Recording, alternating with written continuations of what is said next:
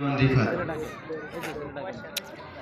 বাংলার বুকে আজ রক্তের দাগ, কে করিল গুলি, চেয়ে দেখো ওরে জালিমের দল, আজ মায়ের কোল হইল খালি। কত স্বপ্ন দেখেছিল বাবা, ছেলের ভবিষ্যৎ হবে উজ্জ্বল, সেই ছেলেকে ফেললি মেরে আহারে খনির দল। শোনো সবে 16ই জুলাই, আমি সেই ছেলের কথাই বলছি, কেমনে বলিব সখা, চোখের পানিতে ঢলছি। যার গায়ে ছিল কালো গেঞ্জি, হাতে ছিল এক লাঠি, বুক ভরা ছিল অঢের বিশ্বাস, তার ঈমান ছিল খাঁটি। রাজপথে সে একাই দাঁড়ানো, মেরুদণ্ড ছিল সোজা, দুহাত তার শূন্যে মেলানো, চোখ দুটো ছিল বোঝা। বুকের ভিতর ছিল তুমুল ঝড়ে মাতিয়া, রাষ্ট্রের সামনে তাই বুকখানা দেয় পাতিয়া।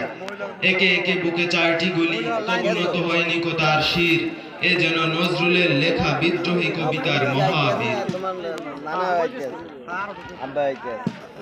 দেহখানা তার পড়ছে ঢুলি, তবু রুখে দাঁড়াবার চেষ্টা, কজন আর সহ্য করিবে আবু সাইদের চেষ্টা। আসিল ছুটে কজন মিত্র, তাকে করিল ধরাধরি, বন্টি আছে পথ চেয়ে, ভাই ফিরিবে আমার বাড়ি। আবু সাইদ এবার শহীদ হলো, মা হারালো পুত্র। এই কি তবে মুক্তিযুদ্ধ, স্বাধীন বাংলার সূত্র?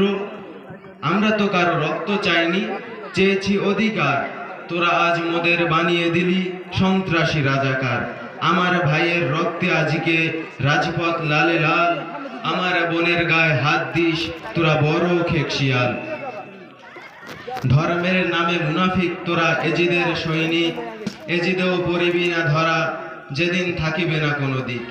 আবু সাইদ এবার শহীদ হলো, এক আবু সাইদকে মারলি তোরা, আজ হাজারো আবু সাইদ খারা।